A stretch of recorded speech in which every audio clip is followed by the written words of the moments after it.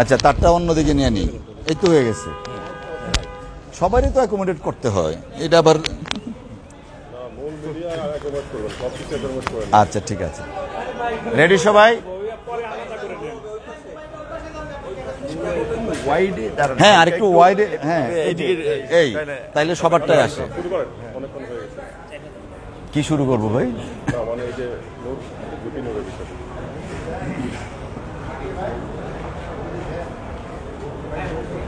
আপনার একজন প্রশ্ন না করলে আমি কেমনে যাই?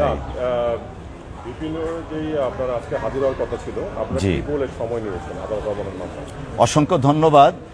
আপনারা জানেন ঢাকা বিশ্ববিদ্যালয় প্রাচ্যের অক্সফোর্ড খ্যাত, এই ঢাকা বিশ্ববিদ্যালয়ের সর্বশেষ নির্বাচিত ভিপি এদেশের চলমান আন্দোলনের, অর্থাৎ গণতন্ত্র পুনরুদ্ধার, মানুষের ভোটাধিকার পুনরুদ্ধার এবং সংবিধানে আমাদের যে মৌলিক অধিকারগুলো আছে সেই অধিকারগুলা সুরক্ষার জন্য চলমান যে আন্দোলন চলছে সেই আন্দোলনের একজন অন্যতম রাজপথের সাহসী নেতৃত্ব এবং যিনি তরুণ প্রজন্মের কাছে অত্যন্ত সমাদৃত সেই জনাব নুরুল হক নূর সাহেব গত 7ই ডিসেম্বর রাজপথে একটা বক্তব্য দিয়েছিলেন।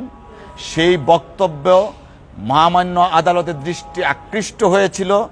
তৎপ্রেক্ষিতে গত 17ই ডিসেম্বর 2023 সনে ওনার উপর একটা রুল ইস্যু হয় এবং নূর সাহেবকে 17ই জানুয়ারি 2024 ইংরেজি তারিখে মহামান্য আদালতে উপস্থিত থাকার জন্য নির্দেশনা দেওয়া হয়।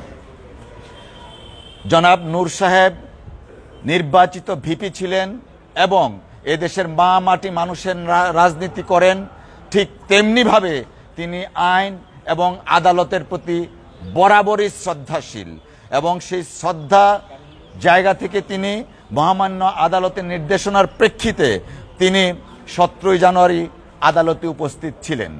পরবর্তীতে আবারও আদালত নির্দেশনা দিয়েছিলেন 15ই ফেব্রুয়ারি ওনাকে উপস্থিত থাকার জন্য এবং ব্যাখ্যা দেওয়ার জন্য।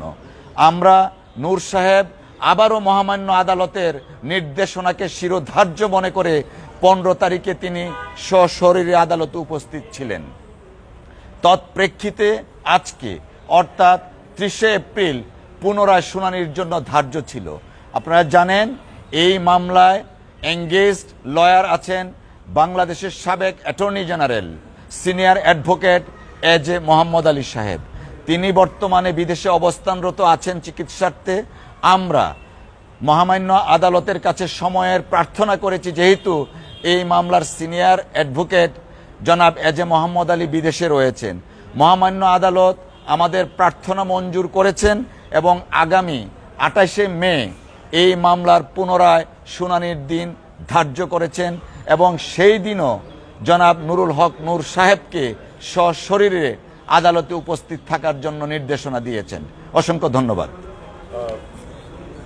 ভাই, আমরা একটু ভিন্ন জানতে চাই। সকালে একটা খবর জানতে পারলাম যে আপনারা জাতীয়তাবাদী আইনজীবী ফোরাম থেকে ব্যারিস্টার মাহমুদুল খোকনকে আপনারা অব্যাহতি দিয়েছিলেন, তো সেইটা নাকি আমি আমি আমি আমি এই ব্যাপারে তেমন কোনো কথা বলতে চাই না। শুধু একটা কথা বলতে চাই, বাংলাদেশ জাতীয়তাবাদী দল এবং সেই দলের যুগ্ম মহাসচিব ব্যারিস্টার মাহবুবউদ্দিন খোকন সাহেব, দল এবং সারা দেশের মানুষ প্রত্যাশা করে ব্যারিস্টার মাহবুবউদ্দিন খোকন সাহেবের কাছ থেকে উনি একটা দায়িত্বশীল জায়গায় থেকে দায়িত্বশীলভাবে সবাইকে গাইড করবেন। এই ব্যাপারে আমি আর অন্য কিছু বলতে চাই না। অসংখ্য ধন্যবাদ।